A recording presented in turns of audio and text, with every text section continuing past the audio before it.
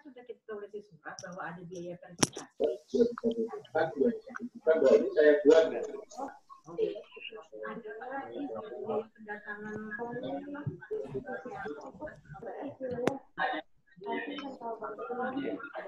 tapi satu lebih banyak nih PTS-nya. Ya diambil. Dia nggak ini loh, bertambah loh. Jalan. Lampirkan misalnya ada tiket atau apa gitu loh Pak, kita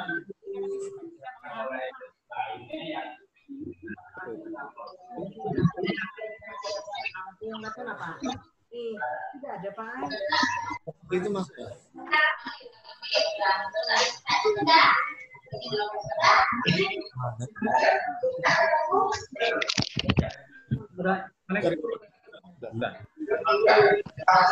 Itu udah apa dengar ya?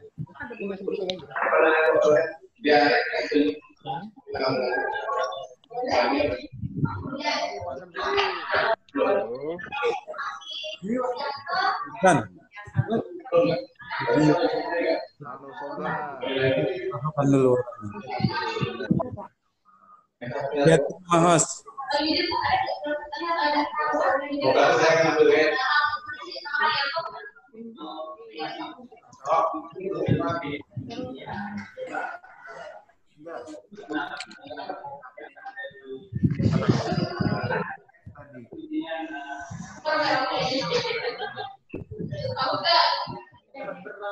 Kalau Pak 3 bulan nih, kalau yang anu nih,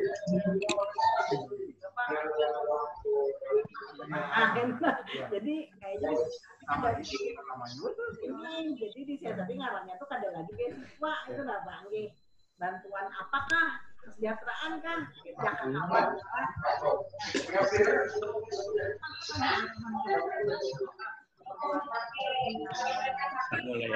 belum ada.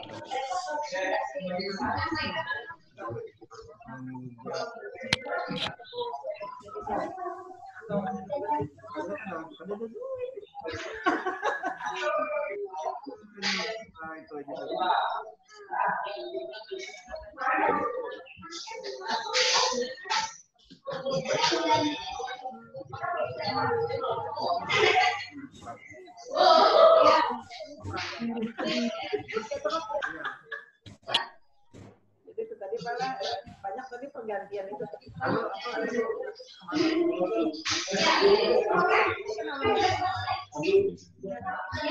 Anunya apa sih? Oh iya. Rapat yang beasiswa.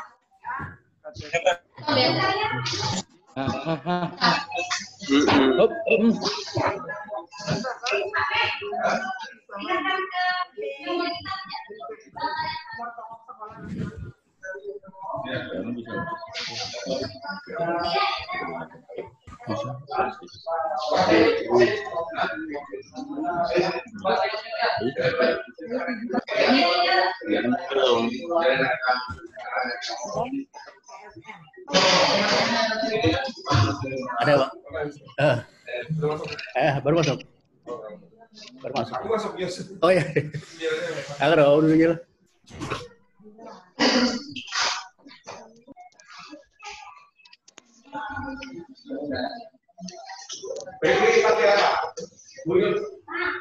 Assalamualaikum Pak Astri. Cabut dulu kan. Gunakan aja.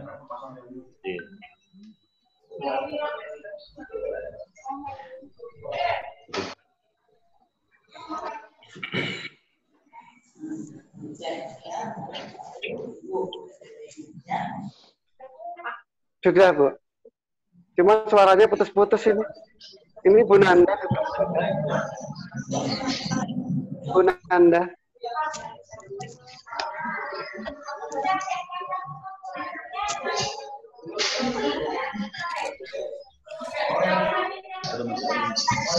Assalamualaikum. Waalaikumsalam. Citek Bontang. Oh. Dan Bapak Ibu sekalian. Ya. Ustaz Migas Balikpapan. Selamat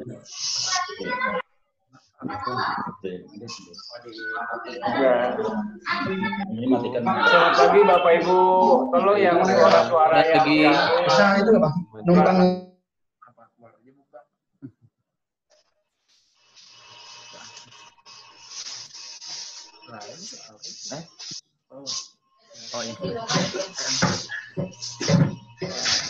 Selamat datang nih Pak Rohman, Pak Joni, Pak Rektor silakan. Kami lagi prepare. Pak Nur, Pak Snarto, Pak Ahmad. Wah, sudah rame nih. Oh, ya. Pak David dari streaming, Pak Hamsil.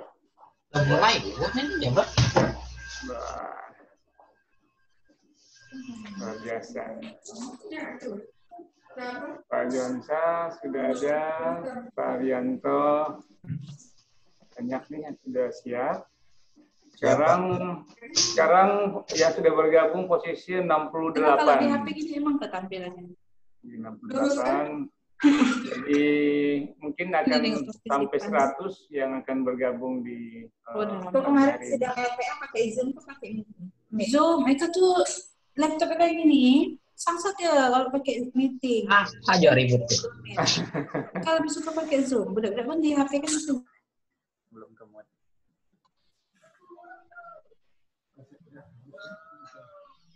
Dan Namanya tadi. ya.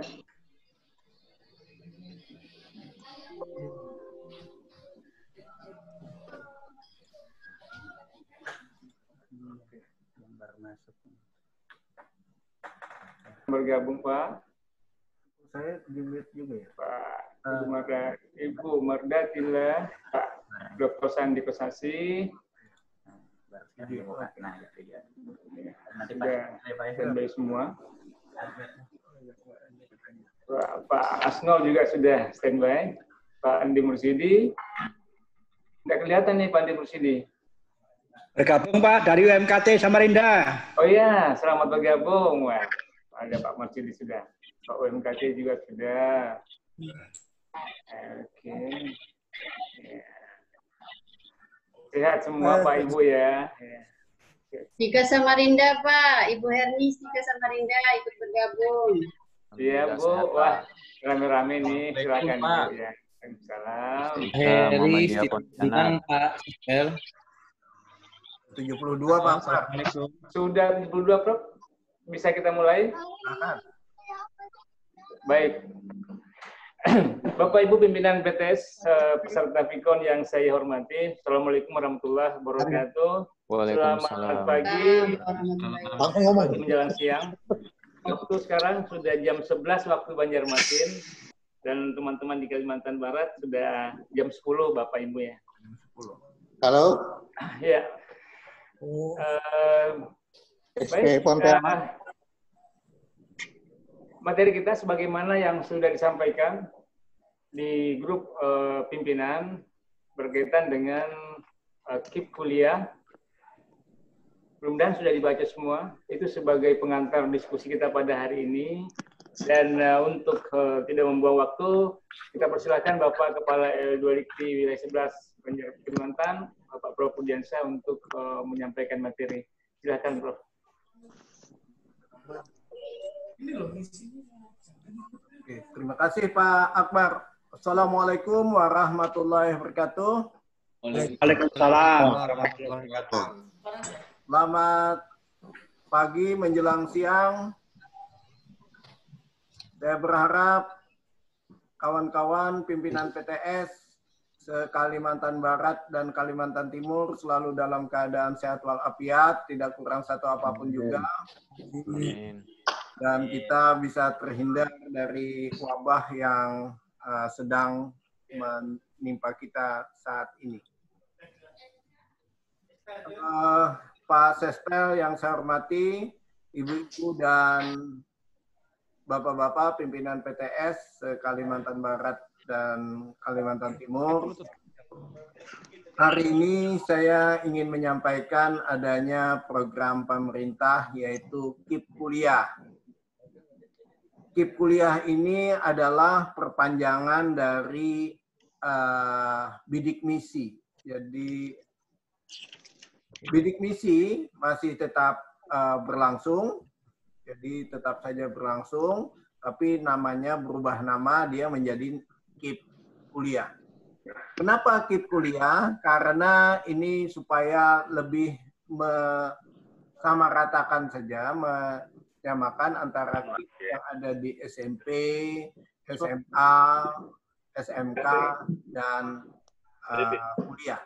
Jadi supaya nuansanya menjadi lebih besar.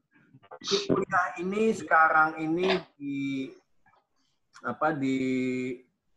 dikelola oleh satu badan baru di kementerian, yaitu Badan Layanan Pendidikan, Dana Pendidikan.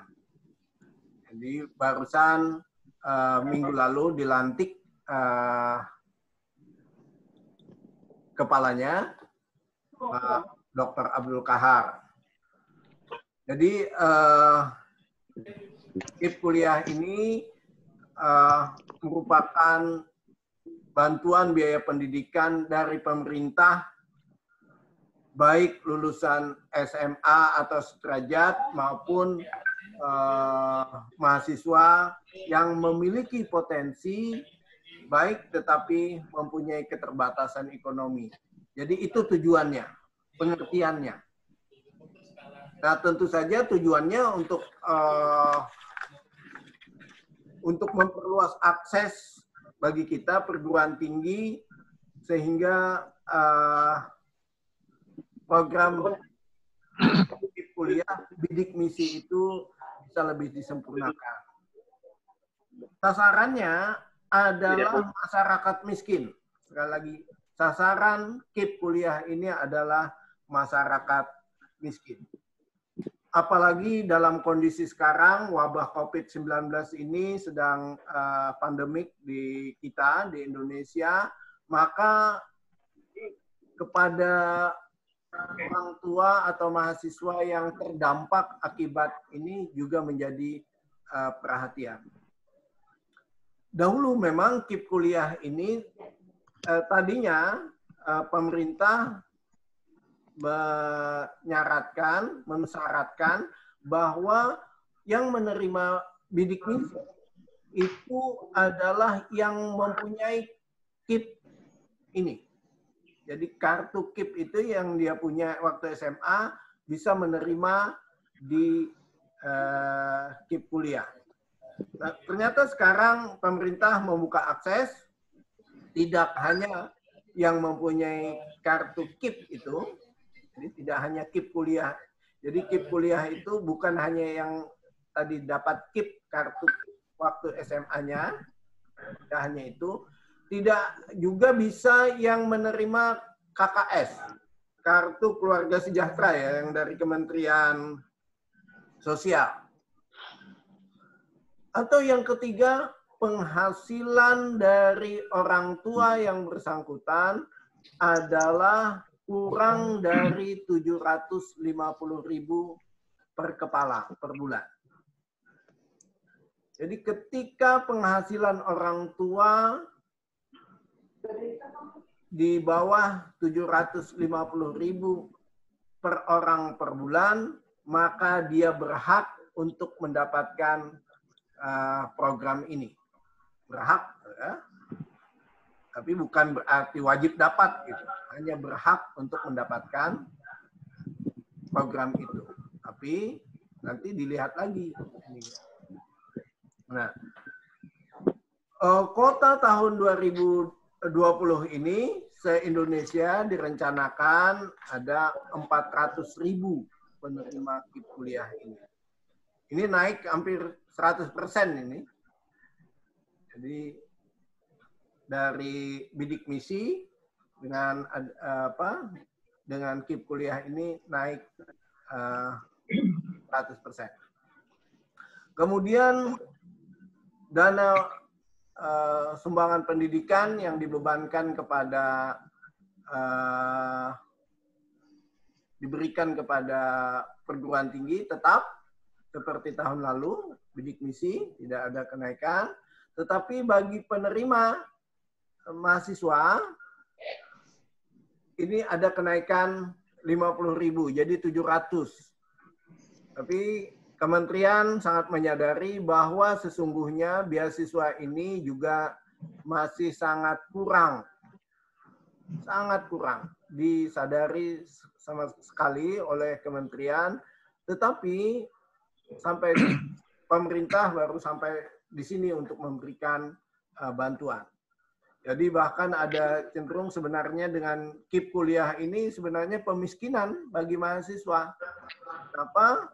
Karena coba biaya hidup dapat cuma 700. 700 kalau kos bayar 300.000, sisa hidup 400. 400 itu sangat luar biasa hidup kalau di kota. Ini oleh karena itu kebijakannya, kalau dahulu saya itu mempunyai tahun lalu, tahun 2019 itu hanya pakai apa? Pakai kebijakan saja, kebijakan sendiri saja. Yang C itu bahkan yang tidak terakreditasi, tapi sudah mengusulkan saya kasih. Ya, jadi yang sudah mengusulkan akreditasi itu saya kasih. Padahal kebijakannya tahun dulu, waktu bidik misi itu yang dapat bidik misi itu hanya B dan A. Nah, ternyata ini diakomodir. Jadi yang C pun boleh dapat. Yang C sudah boleh dapat. Bahkan disarankan bagi yang di kabupaten ada perguruan tingginya dan yang ingin dapat KIP kuliah itu keluar daerah, sebaiknya di kabupatennya saja. Jadi misalnya di Singkawang, mau ke Pontianak, ya nggak usah, lebih baik coba di Singkawang saja, selama masih ada jurusan yang ingin dituju tersebut. Di Malinau misalkan, ya usahakan di Malinau saja. Ini harapan-harapan yang dibangun oleh pemerintah. Walaupun sesungguhnya pemerintah juga membolehkan kepada mahasiswa untuk memilih di luar provinsi. Bahkan biaya datang dari provinsi yang berbeda itu bisa diusulkan. Jadi bisa diusulkan dari Kalimantan Timur, misalnya sekolah ke Kalimantan Barat, nah, biaya transport dari Kalimantan Timur ke Kalimantan Barat itu boleh. Ini kan. Kalimantan Timur ke Kalimantan Selatan juga boleh. Tapi jangan sampai misalnya dari Kalimantan Timur di Penajam Pasir Utara, kemudian sekolahnya ke Tabalong, lalu minta naik pesawat. Nah, itu jangan juga tuh. Walaupun karena dibolehkan tadi kan ada biaya, tapi sungguh yang begitu itu jangan diinikan. Kalau ada yang minta nanti di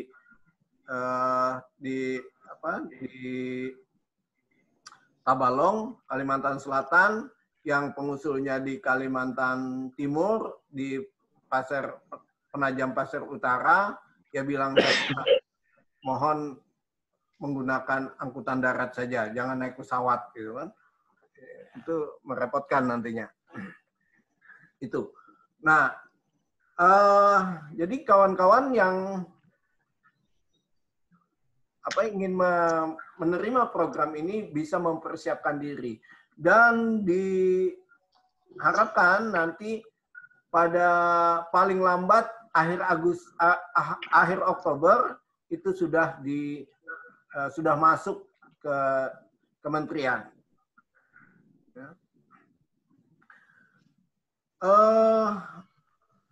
Syarat-syarat dari mahasiswa tadi, itu caranya adalah si mahasiswa pendaftar itu harus masuk dahulu ke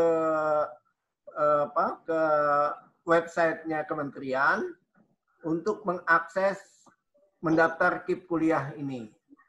Nah, ketika mendaftar KIP kuliah ini, dia mendaftar ke perguruan tinggi menginput, nanti ada tim di perguruan tinggi untuk menginput program itu juga di website yang sama. Nah, si perguruan tinggi itu wajib memverifikasi apakah calon mahasiswa tersebut layak menerima atau tidak. Mohon wajib memverifikasi. Wah, kalau demikian ada biaya verifikasi, Pak? Ada. Jadi mohon perguruan tinggi bisa memverifikasinya.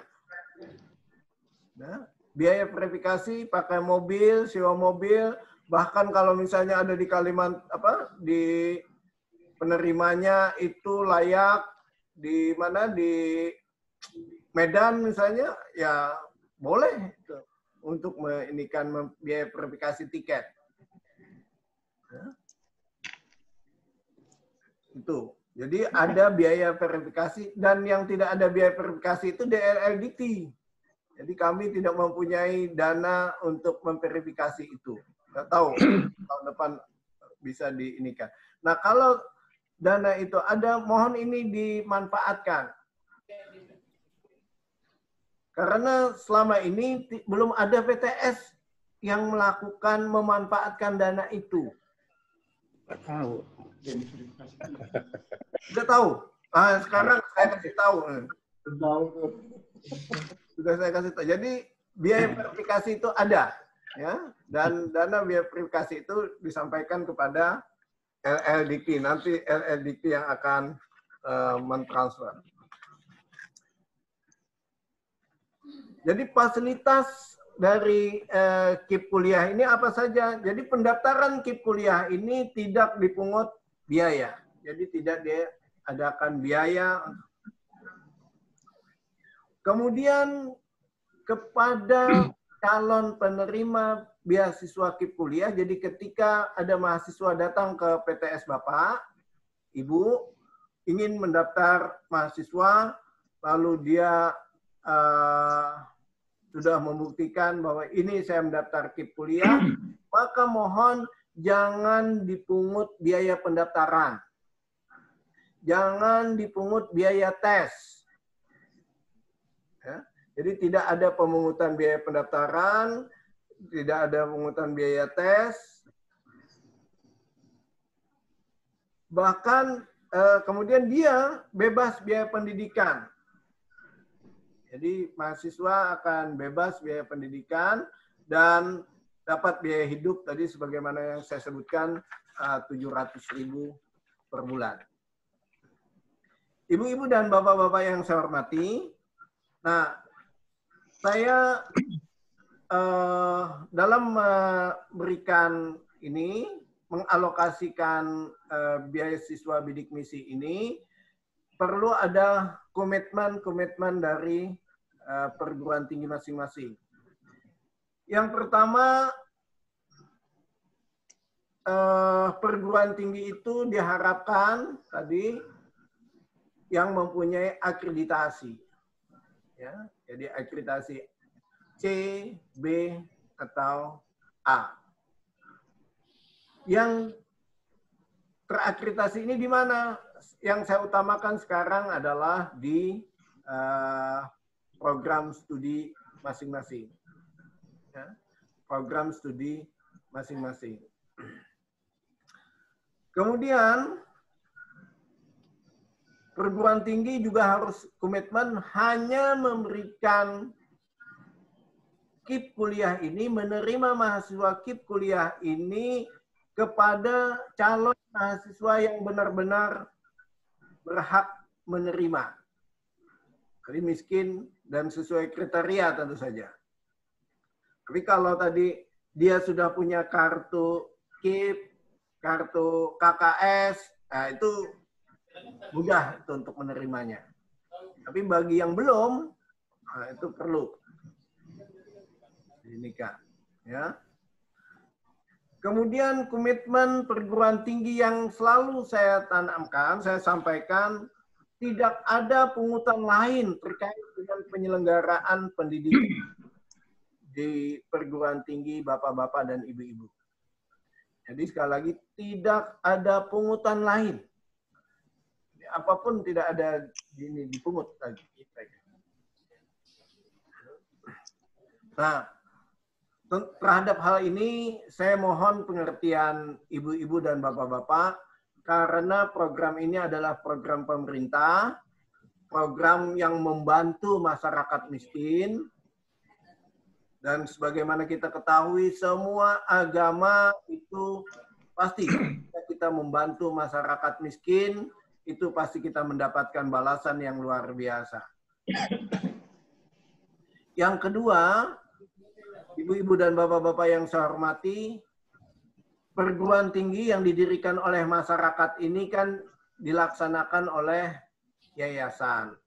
Yayasan itu baik undang-undang yayasan maupun undang-undang pendidikan tinggi itu tidak membenarkan adanya orientasi keuntungan.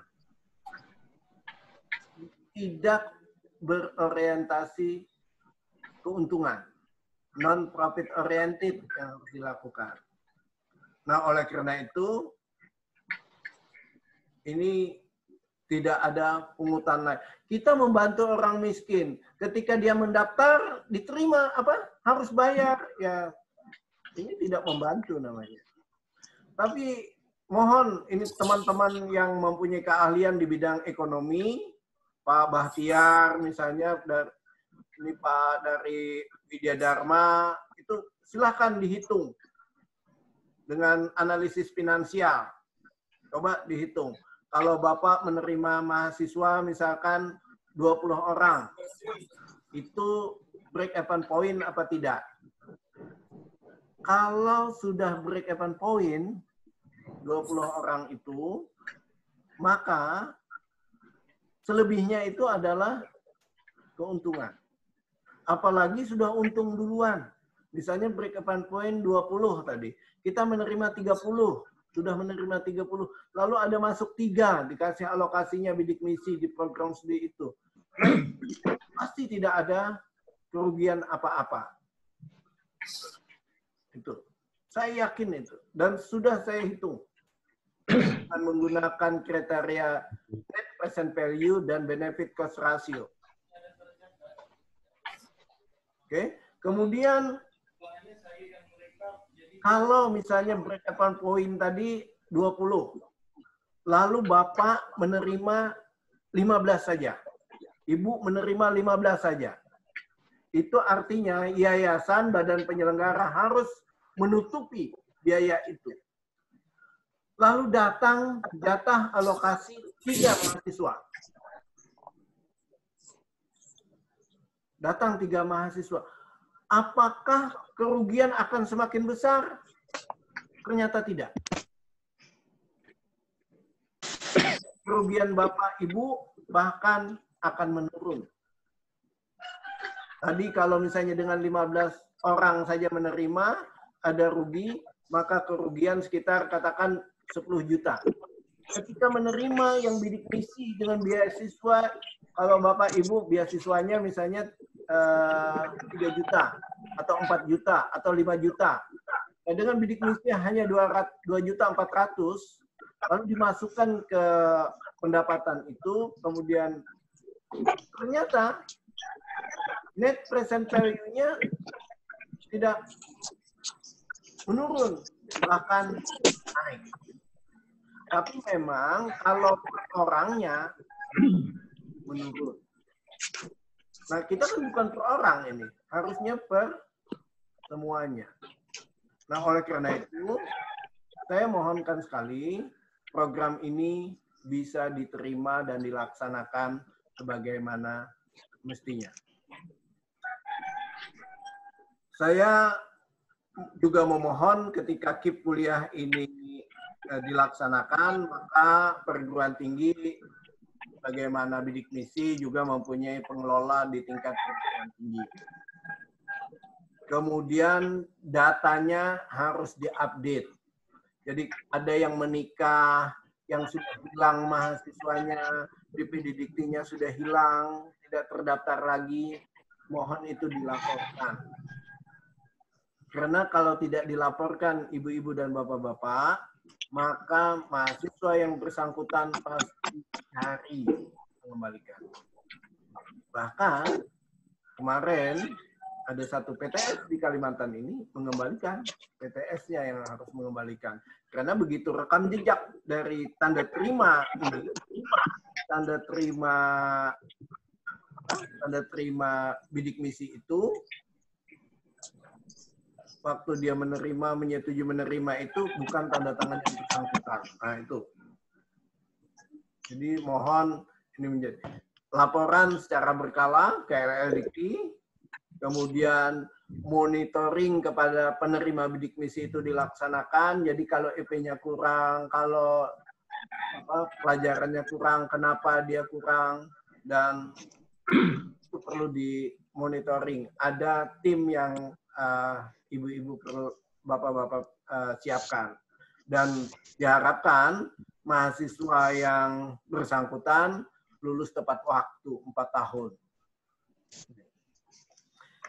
Jadi ibu-ibu dan bapak-bapak yang saya hormati,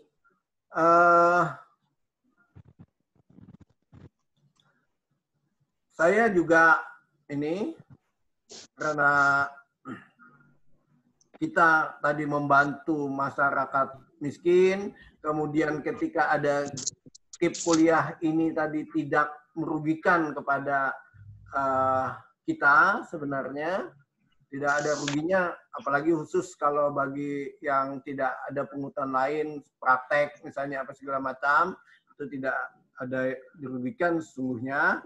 Dan saya mempunyai kebijakan bagi kawan-kawan yang tidak menerima beasiswa bidik misi ini, saya dengan sangat terpaksa juga tidak akan pernah merekomendasikan adanya pengembangan bagi perguruan tinggi yang bersangkutan.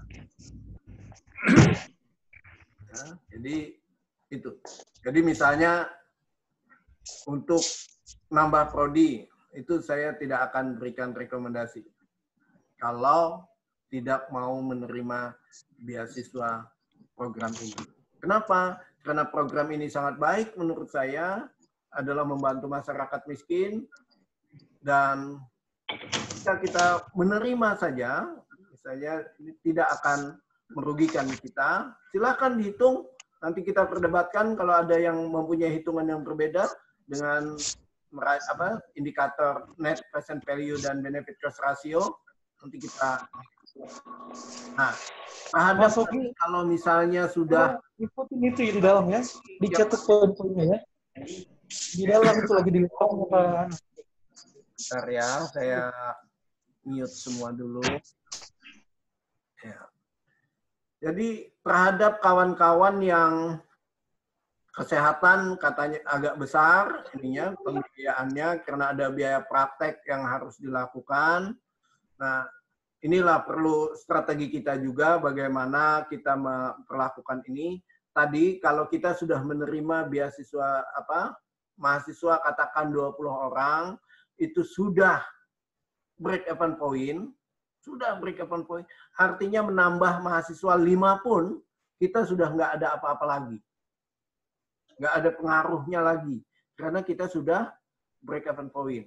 Nah, sehingga kawan-kawan ketika ada mendapat tambah 3 jadak bidik misi, bagaimana alokasi SPP yang tadi dibayarkan oleh mahasiswa, dibayarkan oleh KIP kuliah ini dimanfaatkan untuk biaya tambahan kepada mahasiswa tersebut untuk bayar praktek misalnya dan lain-lain. Ini strategi kita. Jangan sampai ada biaya hidup mahasiswa itu dipotong atau diambil oleh perguruan tinggi masing-masing. Ya. Mohon ini menjadi perhatian. Kalau ada pemotongan bukan pemotongan, penerimaan biaya hidup mahasiswa itu diambil oleh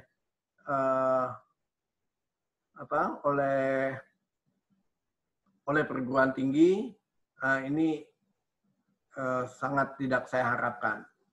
Oke. Kemudian ibu-ibu dan bapak-bapak yang saya hormati, terkadang kita ini kan ada 2 inputnya bidik misi ini. Satu, bidik misi yang dialokasikan untuk lembaga layanan pendidikan tinggi. Satu yang dahulu, nggak tahu sekarang ini, apa masih ada apa tidak.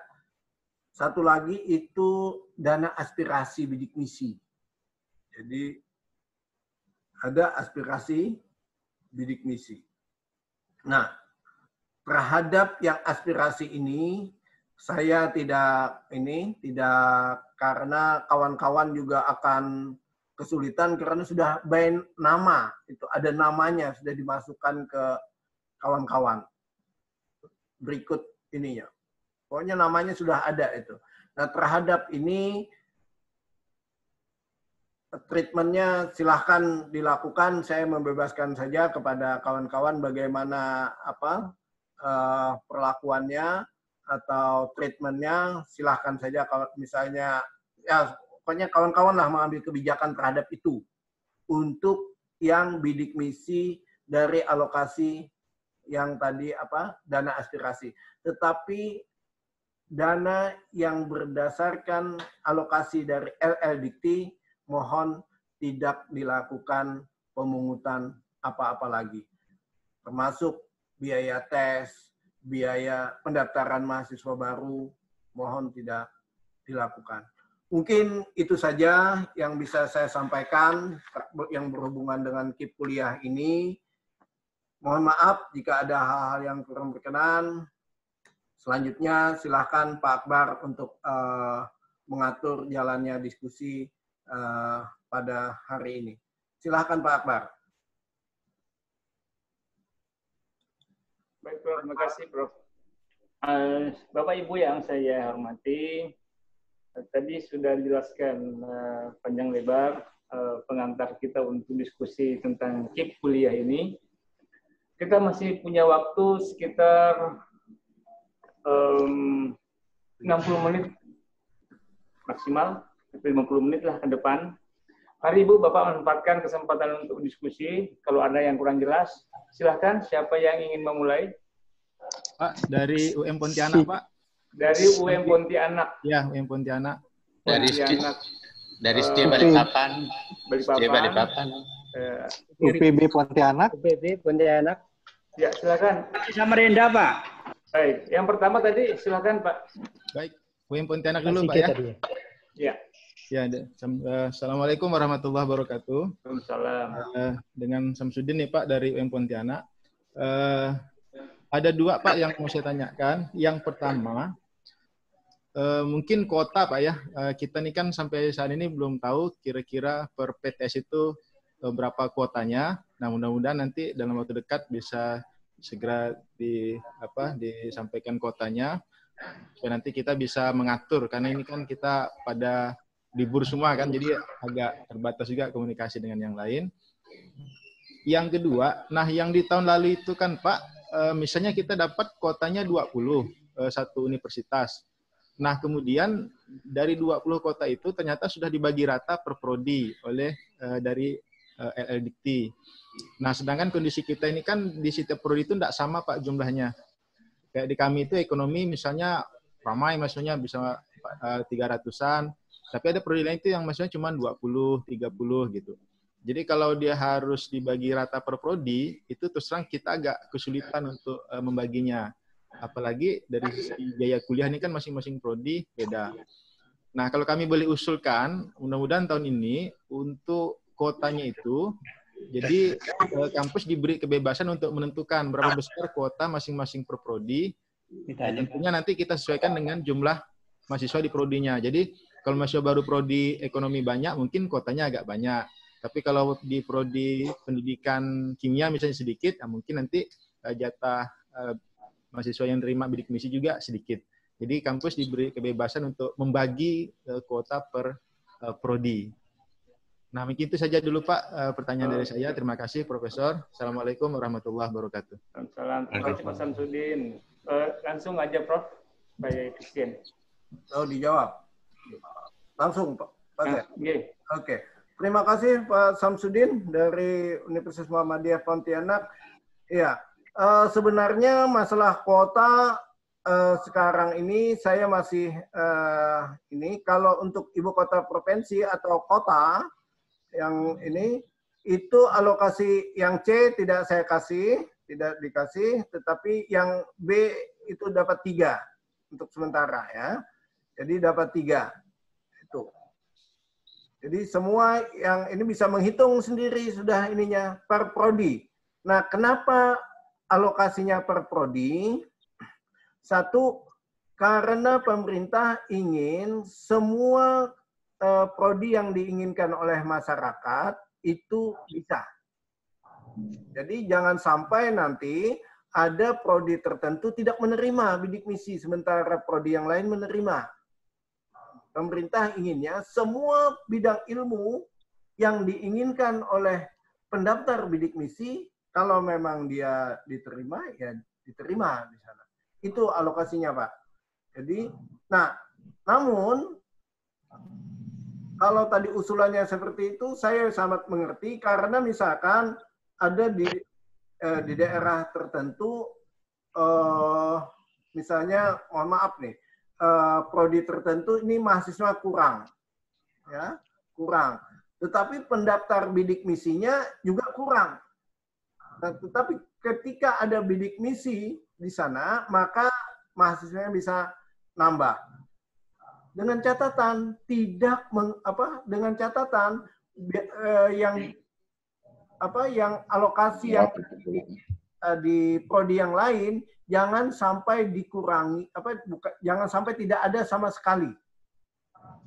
Ya. Selama kriteria mahasiswa yang bersangkutan adalah betul-betul layak, saya bisa mempertimbangkan usulan tersebut. Jadi silakan diatur ketika ini, tetapi ya jangan sampai ada prodi misalnya dialokasikan prodi tadi ekonomi, akuntansi misalkan, itu banyak mahasiswanya, lalu dapat jatah 3.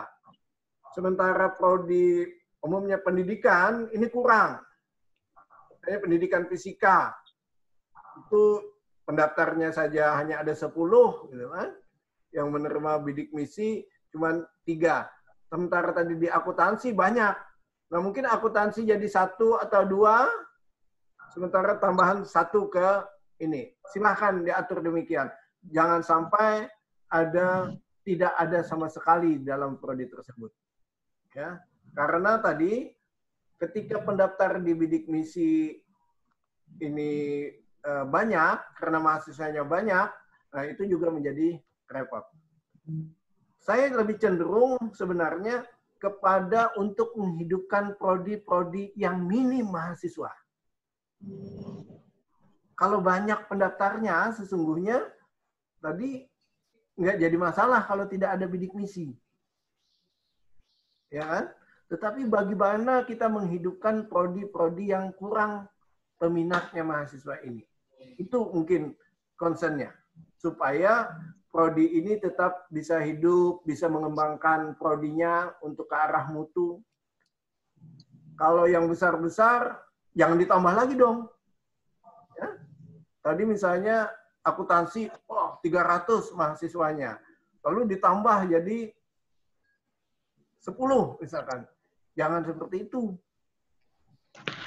Tapi bagi yang kurang mahasiswanya, ini yang perlu diinikan. Nah, ibu-ibu dan bapak-bapak, pertanyaan Pak Samsudin tadi, kuotanya sampai saat ini pun kami belum mendapatkan kuota real untuk LLDT 11. Cuma dialokasikan se-Indonesia itu ada 4.000, itu naik 100% dari tahun 400.000, naik 100% dari tahun lalu. Bidik misi, jadi saya yakin ini akan nambah. Tapi untuk sementara saya mengalokasikan tadi B, 3, C kalau di kabupaten landak misalnya, itu saya kasih 2, kalau B di kabupaten saya kasih 5. Itu kebijakan internal LLDT. Dan ini sudah saya laporkan juga ke kementerian dan mendapatkan apresiasi yang luar biasa. Termasuk tadi kebijakan saya yang tidak memberikan rekomendasi pengembangan bagi teman-teman yang tidak mau menerima bidik misi. Itu juga mendapatkan apresiasi. Mungkin Pak Akbar itu dulu. Terima kasih Prof. Baik, kita lanjut ke penanya yang kedua, Pak Bahtiar. Silakan Pak Bahtiar. Tolong Prof, Pak Bahtiar di on. Pak Bahtiar, ini bisa diinikan ini. Oke, Pak, bisa Pak, sudah saya di sini. Oke, baik, terima kasih Pak Prof, Pak Sekretaris. Kalau saya tidak salah tadi bahwa untuk mengikuti program ini ada 2 syarat, yaitu syarat calon mahasiswa dan syarat bagi perguruan tinggi yang ingin mengikuti program ini. Ada sebagian yang sempat saya tangkap bahwa diantaranya kalau calon mahasiswa itu harus memiliki kartu sejahtera, penghasilan orang tuanya kurang dari 700, kemudian kartu Indonesia Pinter. Kemudian yang syarat perguruan tinggi tadi, Pak, yang bisa saya tangkap hanya minimal terakreditasi ABC. Dan selanjutnya saya mungkin mohon Pak Prof dijelaskan lagi syarat-syarat perguruan tinggi atau mungkin ada tambahan bagi calon mahasiswa yang ini. Karena di kampus kami itu, seperti pengalaman bidik misi itu, pada saat proses penerimaan mahasiswa baru itu kami sudah terjun ke sekolah-sekolah yang mencari bibit-bibit yang mana yang tergolong memenuhi syarat untuk mengikuti bidik misi. Apakah persyaratan itu sama atau kurang lebih dengan yang sudah ada? Demikian Pak Prof. Terima kasih. Assalamualaikum warahmatullahi wabarakatuh.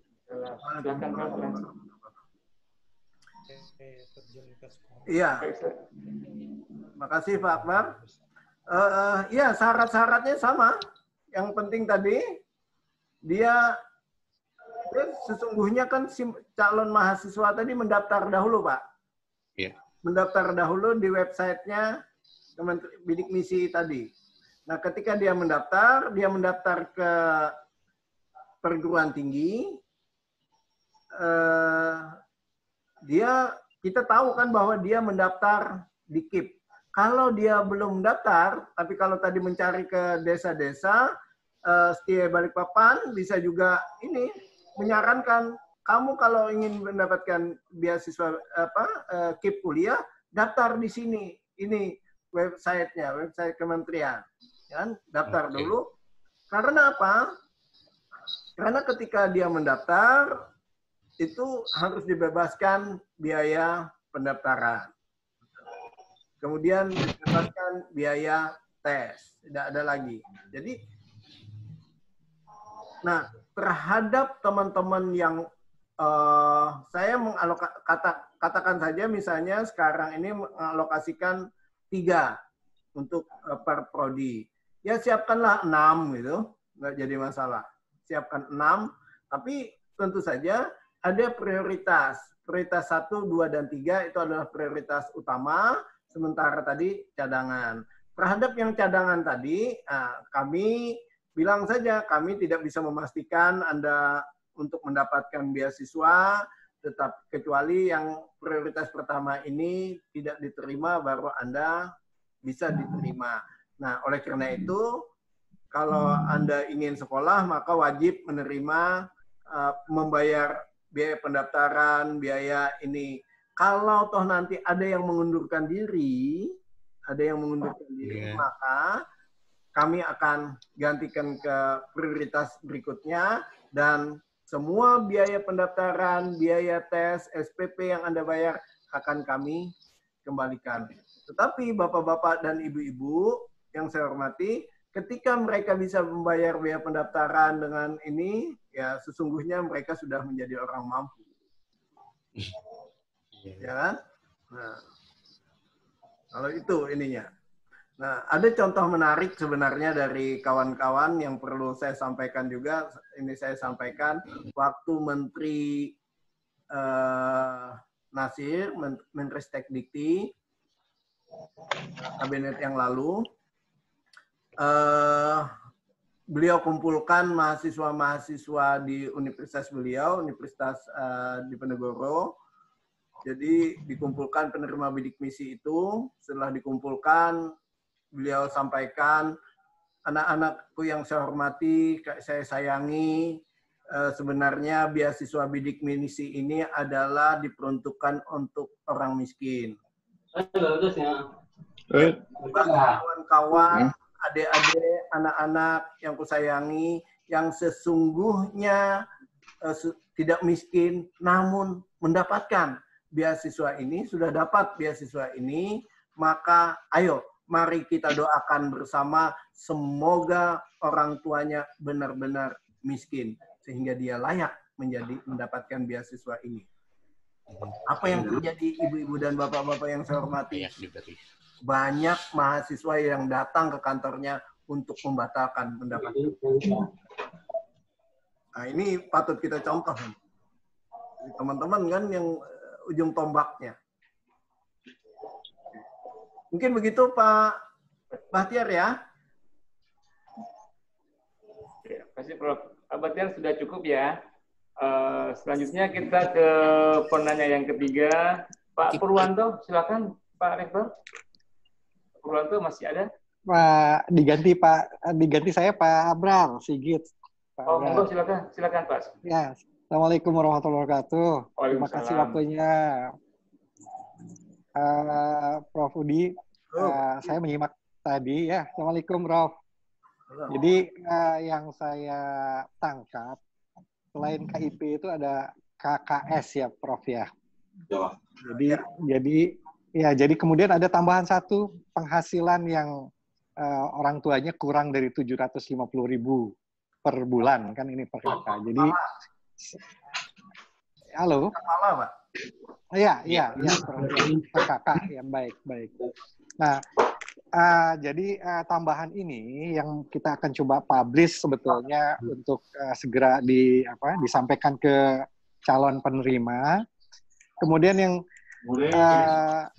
yang saya ingin tanyakan sebetulnya dengan sistem online sekarang ini kan penerimaan mahasiswa kita juga menyebar nih, tidak hanya tatap muka tapi itu juga daring. Nah, pendaftarannya ternyata banyak atau peminatnya banyak. Tadi disampaikan ada untuk katakan karena Kalbar khususnya Pontianak, UPB ini ada yang dari Natuna, Pak Natuna dari Riau. Nah, ini juga yang beberapa mahasiswa sempat kami terima, kemudian dia daftar dulu dan sebagainya. Setelah itu ada pengembalian dari UPB ke yang bersangkutan. Jadi biaya pendaftaran, biaya tes kami tarik dulu, kemudian kami kembalikan ini setelah bahwa dia itu menerima. Apakah ini diperkenankan, Prof? Dengan model yang kayak gitu? Mungkin itu saja ya, Prof. Yang lain, alhamdulillah tadi sudah ditanyakan oleh penanya sebelumnya.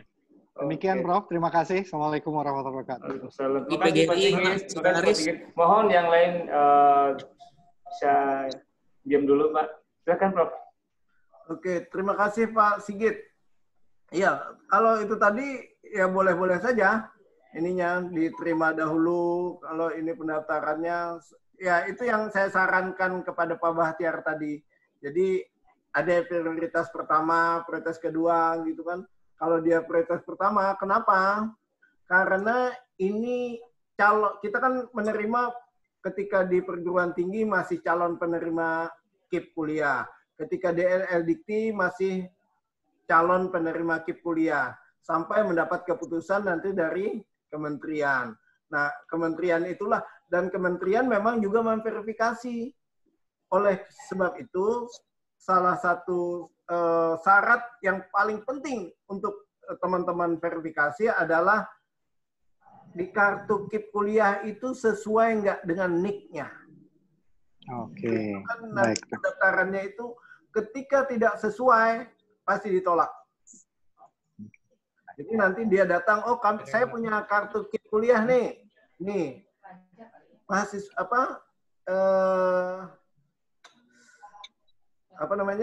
KTP ada, KK ada, gitu kan? Nah, ketika tidak sesuai itu pasti ditolak. Nah, oleh karena itu menjadi perhatian. Kadang-kadang teman-teman tadi yang pengalaman di Semarang tadi kan ada kayak gitu. Macam-macam lah apa di negara Indonesia ini yang tidak bisa dipalsukan gitu. Kecuali betul. Nah, ketika bisa dipalsukan seperti itu, seolah-olah dapat gitu. Nah, ketika perbedaan ini ada, pasti tidak dapat. Nah, ketika tidak dapat itu, maka gantikan kepada yang lain. Nah, supaya ya tingkat kepalitannya itu bagus, kawan-kawanlah yang memverifikasinya dengan baik terlebih dahulu. Supaya jangan sampai ditolak gitu kan. Sama terus terang nih kawan-kawan saya sampaikan, saya tanda tangan di Pak Akbar saksinya, saya tanda tangan rekomendasi perguruan tinggi itu, saya harapkan semua yang saya usulkan itu diterima. Nah, tuh. Jadi begitu saya usulkan, seharusnya diterima. Kalau ditolak, saya sudah tahu bahwa ini bakalan ditolak, tapi karena terpaksa saya tanda tangani lah. Jadi itu Pak, jadi bagus itu tadi, ya silahkan saja lanjutkan, tetapi dengan catatan dikembalikan, jangan sampai diteruskan. Kemudian jangan sampai juga ada potongan biaya hidup itu tadi dipotong, itu pure untuk mahasiswa, murni untuk mahasiswa. Mungkin cukup Pak Sigit ya. Silakan Pak Akbar. Ya, terima kasih Prof. Terima kasih Pak Abrar.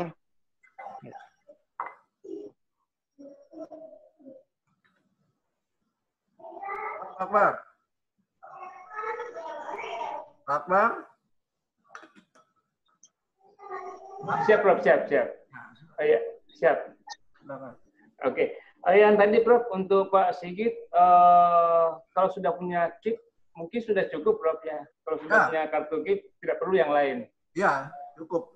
Ya, baik. Selanjutnya kita persilahkan ke Pak Asnol.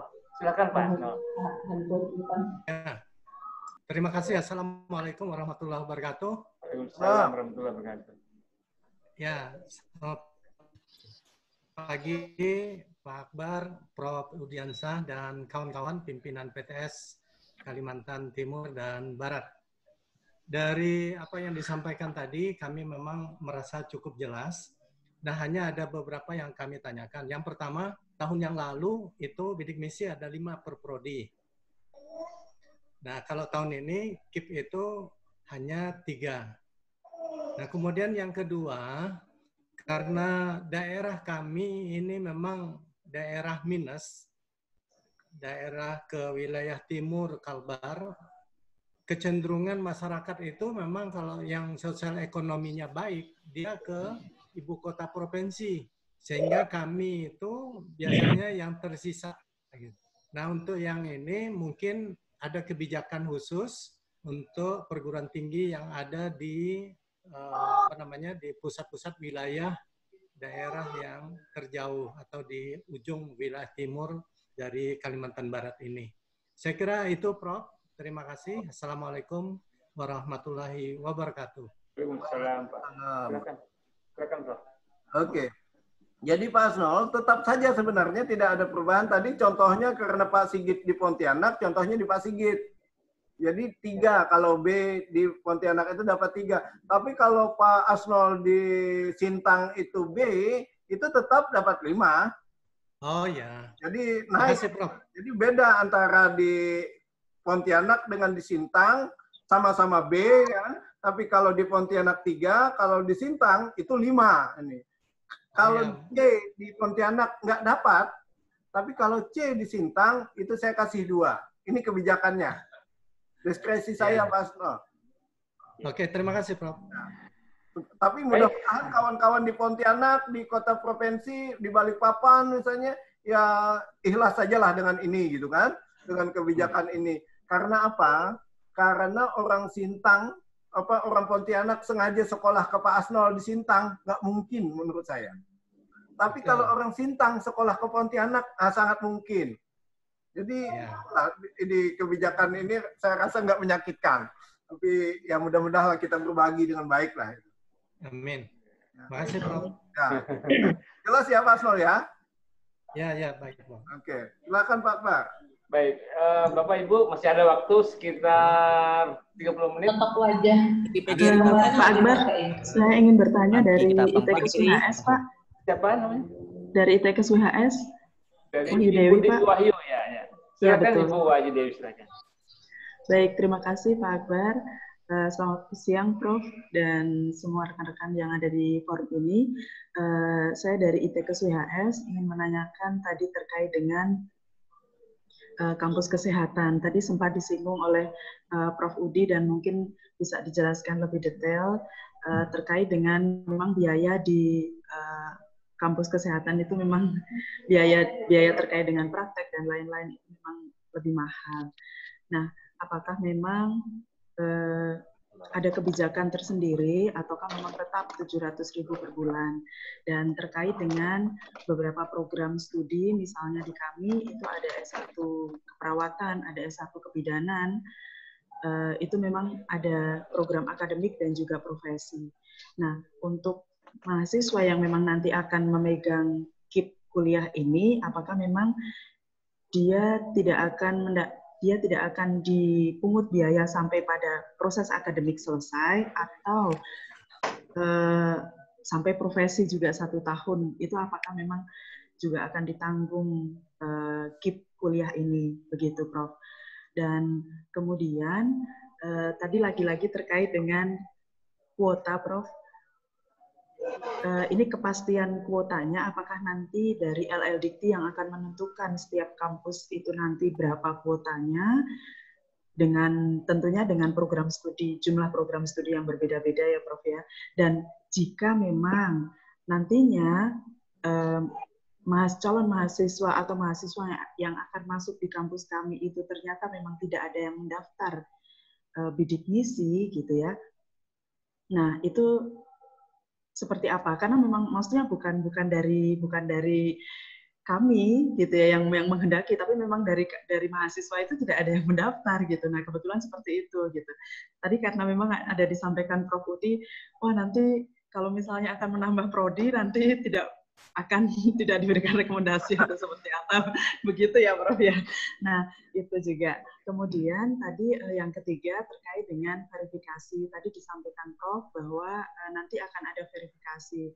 Nah, ketika memang ada mahasiswa yang mendaftar di kampus kami, kemudian mereka mereka memegang KIP ini, verifikasi itu akan dilakukan oleh kampus dan LLDikti atau bagaimana nanti prosedur untuk verifikasinya? Begitu Prof. Terima kasih sekali Pak Akbar. Ya, saya kembalikan. Lanjut Prof, silakan. Oke, terima kasih Bu Wahyu. Ya, yang pertama ketika tidak ada mendaftar nanti saya carikan. Nanti kita kolega di mana-mana nanti saya hubungi. Nanti saya buka iklan kok nanti di Samarinda. Oh, begitu ya, Bro. Saya buka iklan supaya cari. Kalau memang nggak ada, ya nggak bisa nggak bisa dihukum. Ya, kalau memang nggak ada pendaftarnya, gitu kan, masa harus dihukum, kacau juga nih. Nggak seperti itu. Kalau memang nggak ada, nanti Pak Akbar mohon dicatat, siapkan iklan untuk ini. Untuk di Kalimantan Barat, Kalimantan Utara, Kalimantan Selatan, Kalimantan Tengah, Kalimantan Timur. Dipindahkan saja, Prof. Nah, ini. Oke, jadi itu Bu ya. Jadi kalau mengklarifikasi tadi, klarifikasi apakah mahasiswa yang bersangkutan itu benar layak untuk menerima itu dilakukan oleh perguruan tinggi atau kampus. Ya, dilakukan oleh perguruan tinggi. Untuk biaya memverifikasi itu ada dananya disediakan oleh LLDikti. Jadi biaya mobil misalnya memverifikasi itu, ya sewa mobil gitu kan, biaya nggak tahu lah apa itu yang bisa. Tapi ada biaya untuk itu. Jadi untuk memverifikasi itu. Jadi nanti bisa ditanyakanlah kepada Ibu Rina berapa alokasinya. Jangan-jangan kan dengan PTS dengan LLDQ beda tuh ininya apa? Kalau kami dengan apa ada SBU, standar biaya umum namanya. Biaya umum itulah yang harus ditaati. Ketika membayarnya lebih, kami dianggap salah itu nanti. Jadi itu. Jadi verifikasinya itu kalau yang lain-lain ya aman saja Bu, nggak apa-apa. Jadi kalau tidak ada mahasiswanya yang daftar ya nggak apa-apa. Tapi perlu dipastikan juga tadi kalau akademiknya saja dululah yang diutamakan. Oh baik, berarti ketika nanti profesi itu kita boleh untuk menyampaikan bahwa memang mahasiswa harus membayar sekian untuk biaya profesi gitu, karena memang itu di luar proses akademik begitu ya Pak ya. Jadi kita utamakan itu saja, profesinya nanti. Nanti kalau misalnya ada kebijakan lain, profesinya juga ditanggung kan bisa juga nanti. Untuk sementara itu dulu. Minimal 4 tahun dia kuliah dulu, ketika ada profesi nanti akan di kebijakan baru. Nanti mungkin jika ada profesi nanti dikasih lagi terhadap penerima KIP kuliah tadi. Gitu kan. Seperti itu Bu ya. Sudah semua kan Bu ya? Iya Prof, terima kasih sekali. Baik Prof, kita lanjut. Bu Rina bisa bantu Bu Rina? Boleh bertanya Pak? Ya, Ibu Rina bisa bantu tambahan informasi. Sebentar Pak. Ini ada tambahan dari Ibu Rina terkait dengan biaya verifikasi. Silakan Ibu.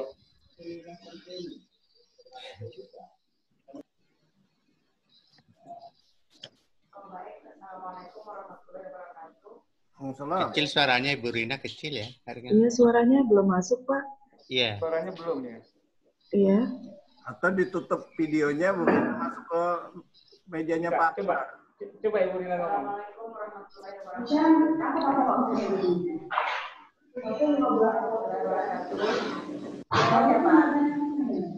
Ada suara lain yang masuk.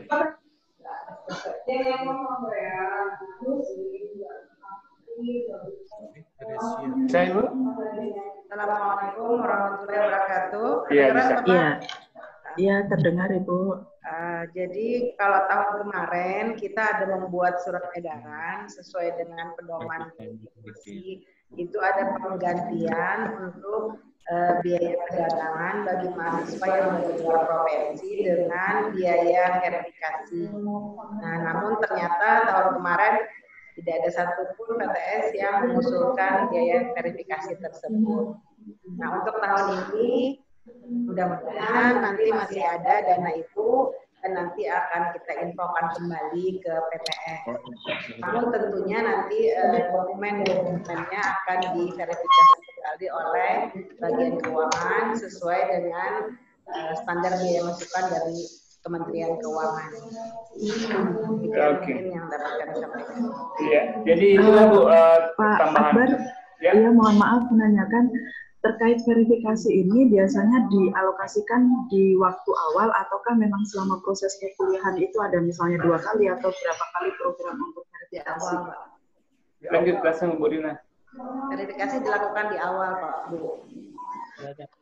Kali di awal gitu nih? Iya di awal. Nanti kan itu menentukan layak tidaknya mahasiswa tersebut. Baik. Terima kasih. Oke, saya pikir sudah cukup. Tadi dari Pak Akbar, ya, dari kata Pak Akbar. Sebentar Pak Ince, tadi ada dari PGRI. PGRI, mana Pak? PGRI Pontianak, Pak Akbar. Iya, silakan. Pak Yuper ya? Ya Pak. Ya. Assalamualaikum warahmatullahi wabarakatuh. Selamat siang. Singkat saja Prof, mau menanyakan terkait dengan calon mahasiswa yang sudah punya atau yang sudah daftar di SNPTN itu kan sudah daftar KIP tuh. Nah, tetapi dia tidak diterima di salah satu perguruan tinggi negeri misalkan, dan dia mau daftar ke perguruan tinggi swasta lewat jalur mandiri kita yang untuk swasta kan jalur mandiri. Nah, apakah calon mahasiswa tersebut harus mengulang daftar online dari awal, dari daftar KIP lagi, karena KIP itu untuk digunakan untuk jalur SNPTN kemarinnya. Tapi karena dia nggak lulus atau nggak diterima, maka dia ke jalur mandiri. Apakah proses online-nya dimulai dari awal? Itu apa namanya? Karena kebetulan di IKIP PGRI Pontianak kita sudah bentuk tim dan juga panduan dari kementerian itu sudah kita modifikasi sedemikian rupa menyesuaikan dan semuanya sama sebenarnya, tapi menyesuaikan saya dengan IKIP PGRI Pontianak terkait dengan panduan KIP kuliah kita. Tapi karena kita swasta belum dibuka mandirinya gitu sama pemerintah, jadi kita masih menunggu dan alhamdulillah hari ini sudah di-launching oleh LLDikti dan kemungkinan apa namanya, mudah-mudahan KIP kuliah sudah mulai bisa berjalan untuk swasta, Prof. Jadi itu yang tadi saya mau nanyakan, apakah proses pendaftaran itu dimulai dari awal lagi? Karena kan alurnya kan mulai dari daftar KIP, terus ikut tes di perguruan tinggi, setelah itu apa namanya ada verifikasi dan dinyatakan diterima atau ditolak. Oke, baik Pak Yuper. Terima kasih. Assalamualaikum warahmatullahi wabarakatuh. Baik, Bro. Langsung, Bro. Oke, Pak Yuper. Jadi kalau mereka coba aja daftar lagi aja dulu, siapa tahu nanti data di yang daftar pertama itu hilang. Kalau seandainya data itu masih ada, pasti nggak masuk-masuk juga dia nanti. Nah, kan tidak masuk-masuk juga. Nah, itulah yang dimanfaatkan. Tapi coba saja daftar saja dulu. Nanti karena datanya sama, ketika sama kan itu pasti nggak mau masuk juga. Ketika mau masuk, ya gunakan itu. Ya, sehingga datanya terrecord juga di perguruan tinggi Bapak. Karena kan data yang ada ini terrecord di perguruan tinggi yang bersangkutan. Karena KIP kuliah itu nanti akan diterima, dia akan diterima kalau diterima di perguruan tingginya. Jadi kalau tidak diterima di perguruan tingginya, KIP kuliahnya juga pasti tidak diterima. Nah, kalau dia sudah punya, sebenarnya sudah gampang, itu tinggal Bapak menerima saja, dan dia mendaftarkan sebagai peserta KIP itu dahulu. Saya rasa begitu, supaya aman. Gitu.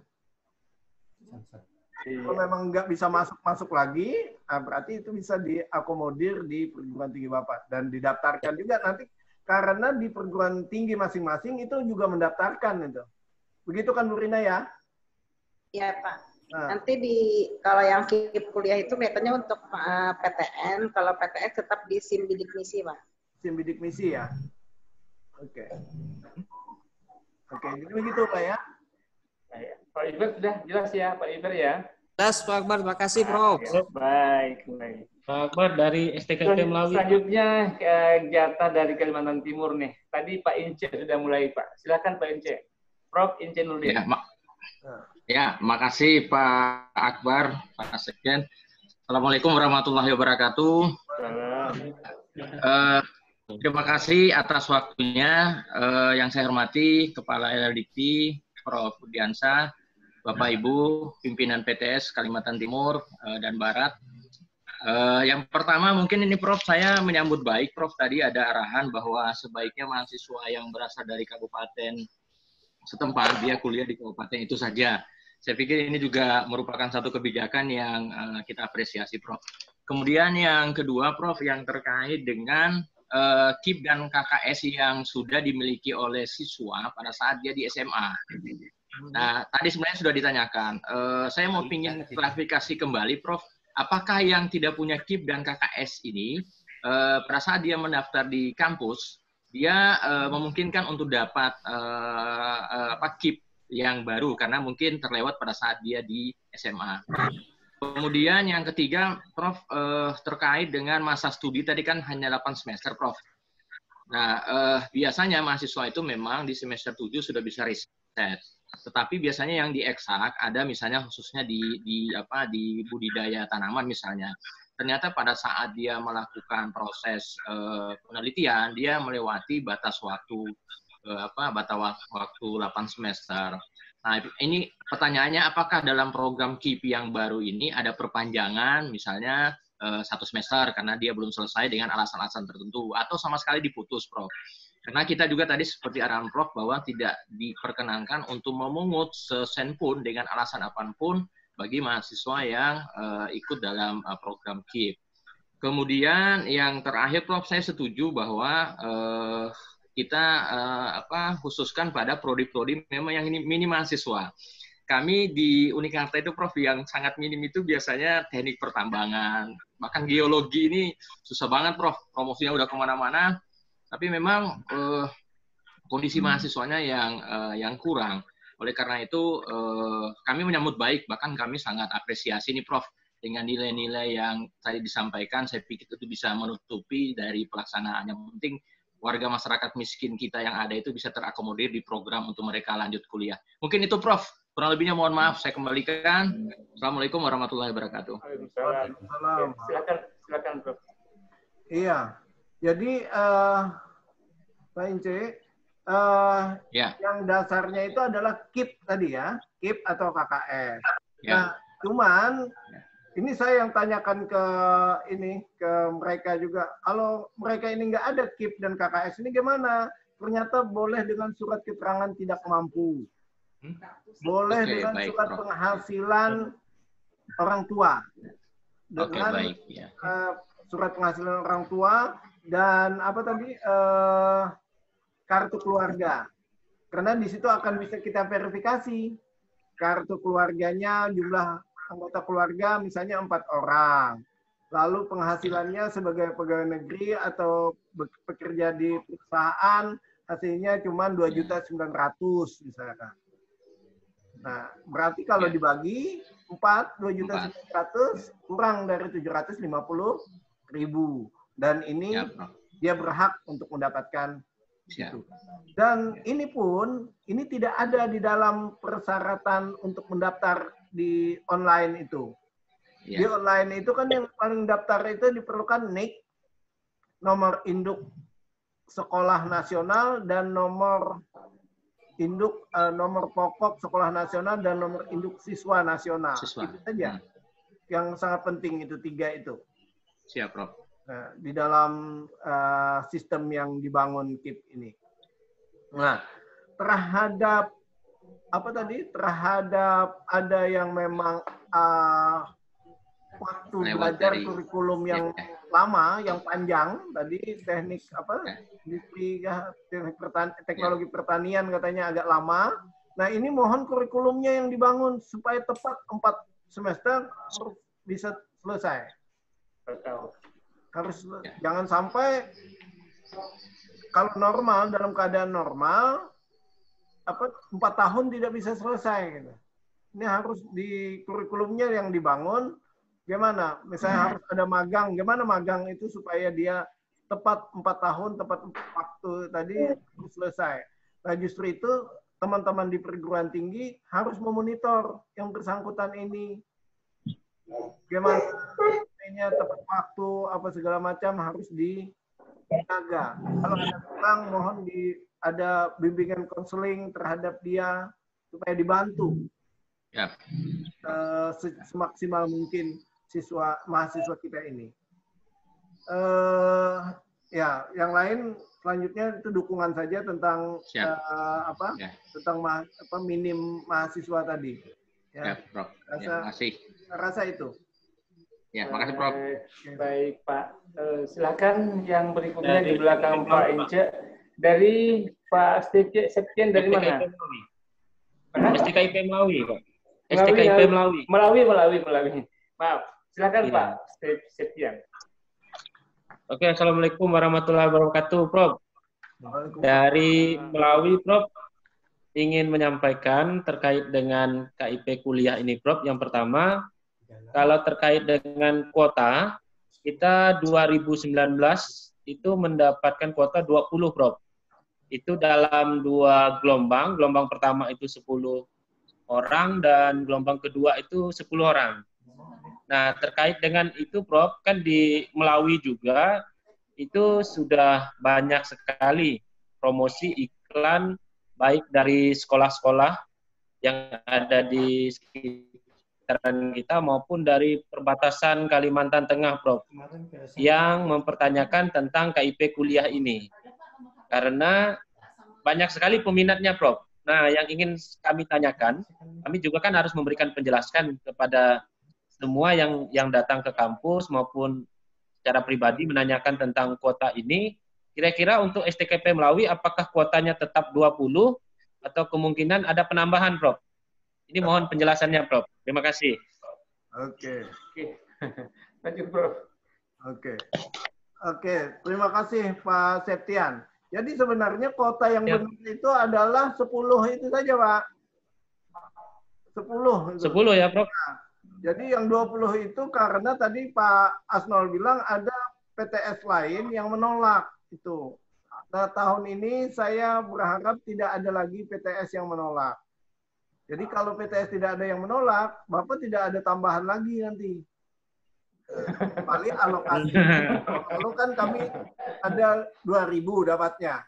Kalau tahun ini dapat 4.000, nah, mungkin bisa double itu. Ya. Oke. Berarti kemungkinan hanya 10 itu ya, Prof? Ya, anggap saja itu dulu. Padahal sekarang ini kan kuotanya naik. Dan tahun lalu seluruh Indonesia itu hanya 200 ribuan, lebih sedikit. Sekarang kan 400 ribu. Nah, jadi ada kemungkinan naik. Nah, dahulu penempatan pertama itu sedikit Malawi dapat 10 ya, itu memang aslinya alokasi kuota dari kami itu 10. Nah, ketika 10 yang dapat 9-nya itu karena 10 lagi itu karena ada PTS-PTS lain yang tidak siap menerima. Nah, oleh karena itu saya bermohon sekali dengan saat ini.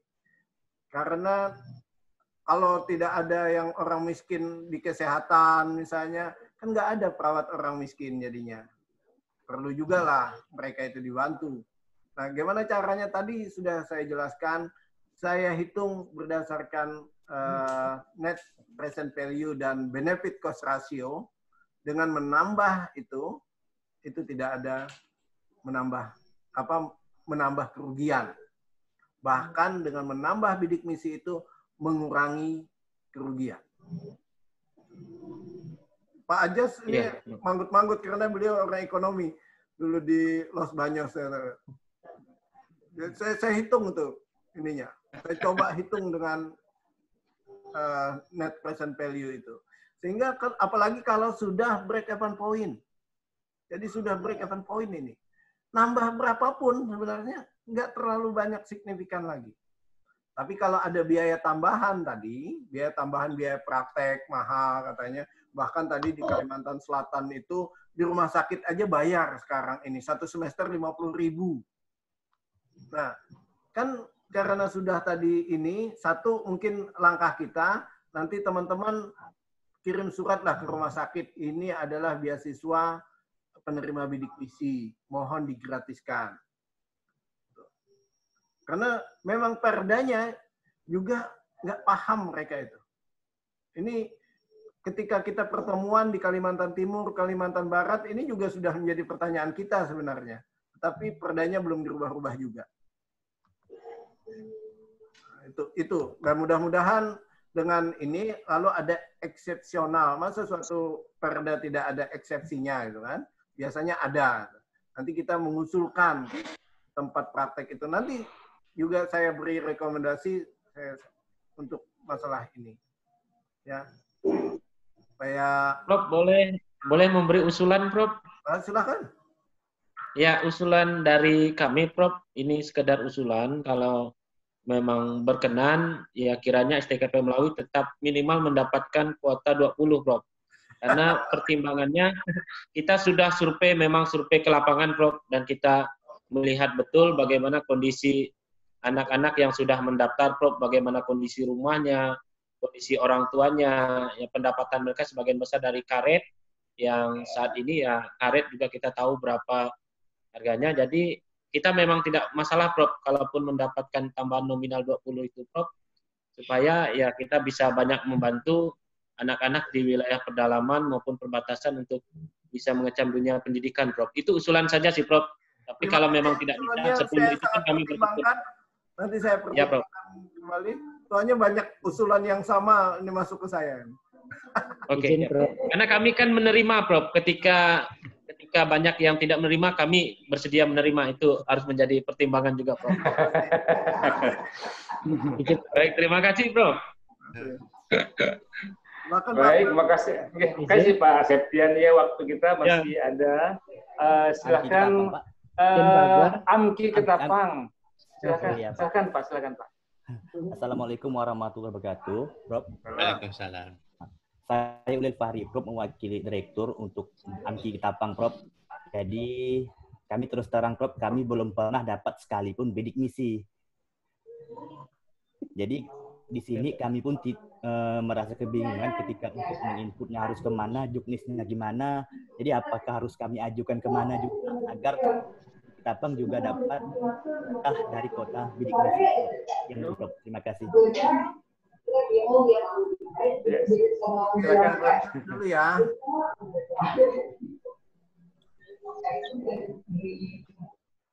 Oke, Pak Akbar silakan. Pak Akbar. Ketik anunya. Siap. Dari Amki Ketapang, Prof tadi. Ya, oke, sudah. Oke, Prof. Oke, jadi Amki Ketapang memang nggak pernah, memang tahun lalu tidak saya alokasikan karena belum terakreditasi. Ya. Nah sekarang kan sudah tuh, sudah terakreditasi. Insya Allah tahun ini ada alokasinya. Siap, terima kasih. Prof. Untuk bagaimana proses teknisnya, silakan bertanyalah dengan Ibu Rina, Kabak Akademik dan Kemahasiswaan dan Sumber Daya. Ya, komunikasikan saja di sana bagaimana caranya.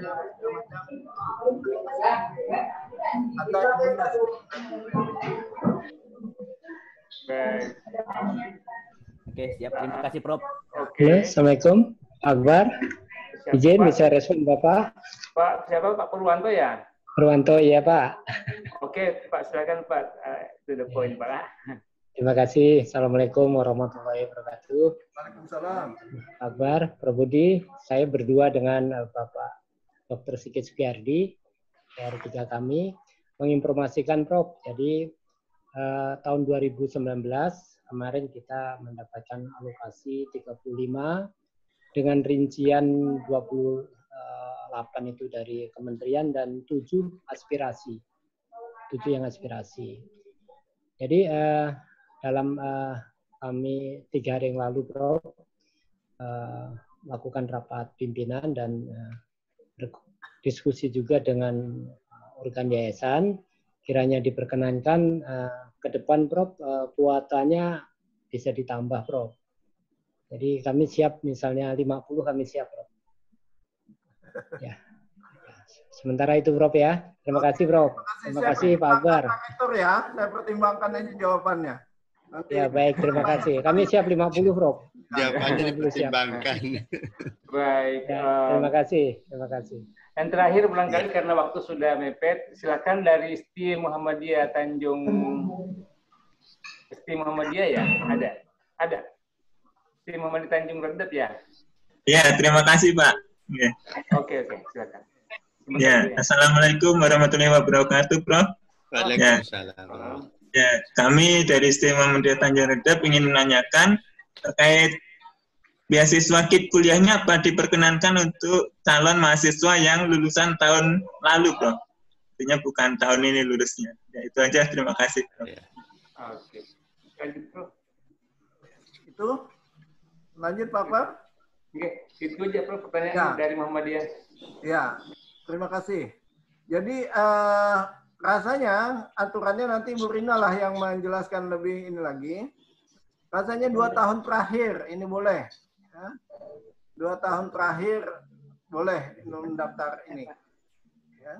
Jadi kalau tetapi mahasiswanya adalah yang paling penting itu adalah benar-benar sesuai kriteria. Itu saja ininya. Dan tapi pastinya nanti Ibu Rina yang akan menjelaskan. Sebelum Ibu Rina, karena ini sudah terakhir tadi sesinya Pak Akbar, saya sekali lagi mengucapkan terima kasih atas kehadiran ibu-ibu dan bapak-bapak semuanya dalam video conference ini. Saya memohon maaf jika ada hal-hal yang kurang berkenan, dan dalam rangka menyambut Ramadan, hari Jumat yang akan datang, saya mengucapkan marhabannya Ramadan, selamat menjalankan ibadah puasa, mohon maaf batin, dan semoga kita selalu dalam lindungan Tuhan Yang Maha Esa. Amin, amin, ya rabbal alamin, Pak Prof. Mewabah di negara kita ini sekarang. Mungkin itu saja. Mungkin Ibu Rina silahkan dijawab tentang tadi yang 2 tahun terakhir, tahun lalu boleh apa? Sudah hilang, Ibu Rina? Masih ada Ibu Rina? Ibu Rina masih ada, Ibu Rina? Iya Pak. Masih ada. Masih boleh karena syaratnya masih seperti bidik misi. Jadi boleh maksimal 2 tahun dan usia tidak melebihi 21. Iya. Tidak melebihi 21 tahun. Masih, tapi kalau tahun lalu lulusnya usianya 92, 21 tahun, Prof. Oke. Silahkan Pak Akbar. Iya. Terima kasih, Prof. Mohon maaf sekali lagi buat Bapak-Bapak, Ibu-Ibu yang belum sempat bertanya langsung. Mudah-mudahan pertanyaan teman-teman sebelumnya bisa mewakili, karena waktu juga saya juga secara pribadi dan mewakili teman-teman di sekretariat, di LDP, mengucapkan mohon maaf lahir dan batin karena kita akan masuki bulan suci Ramadan bagi yang Muslim. Dan sekali lagi terima kasih dan sampai bertemu pada Fikon berikutnya dengan tema yang lain. Assalamualaikum warahmatullahi wabarakatuh. Waalaikumsalam warahmatullahi wabarakatuh. Ya.